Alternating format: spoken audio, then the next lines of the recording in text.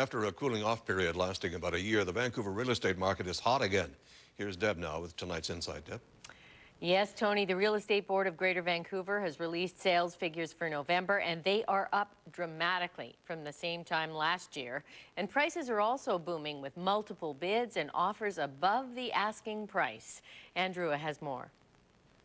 Yeah, the activity has definitely been unbelievable lately.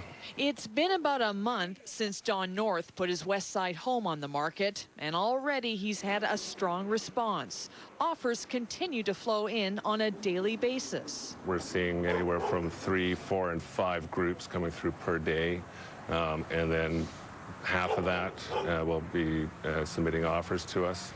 Turns out property values continue to creep forward and remain well above seasonal norms. Recent numbers released by the Real Estate Board of Greater Vancouver show that over the last 12 months, the benchmark price for residential properties in Greater Vancouver has increased by 12.4% to over $557,000 from just under $500,000 back in November of 2008.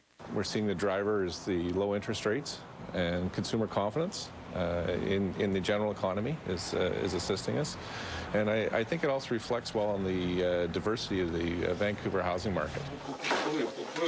That consumer confidence is leading to an all too familiar game in the world of Vancouver real estate, bidding wars. Currently a battle generated by less homes on the market. A lot of the bidding wars are to do with our low supply. And that's been what we've been dealing with throughout the year. Although we've had some good, healthy amount of listings hit the system, we've had a bigger demand of buyers waiting to get there. Because we had that lack of buying through most of last year, that big bulge of buyers that never bought have all wanted to get back in the market at the same time. So it's going to take a lot of listings to saturate the market. Still, there's no question the housing market has revived from where it was a year ago. In fact, real estate agent Lauren Goldman says no one knew how quickly it would bounce back. In February, you couldn't give anything away, and now at the end of November, people are lining up to buy the new condo development on Seymour Street at Pacific.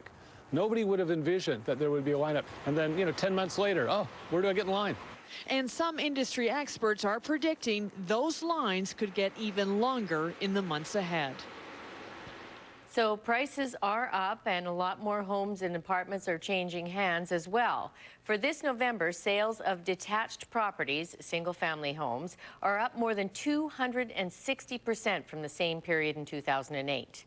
Apartment sales are up more than 240% compared to November of 2008. Almost 1,400 units were sold compared to 410 the previous November. And sales figures for attached properties, of course that's townhouses and duplexes, are up almost 270% for the month over last year. But you got to remember, Tony, you have to take these huge percentage jumps in some kind of context, because in November of 2008, we were all in shock because the crash had just happened.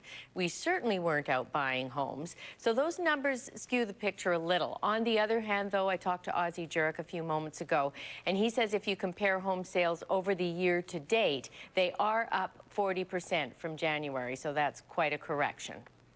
It is, thanks, Deb. Construction is underway at the Molson Canadian Hockey House, a venue that's sure to be one of the big social hubs of the 2010 games. The 81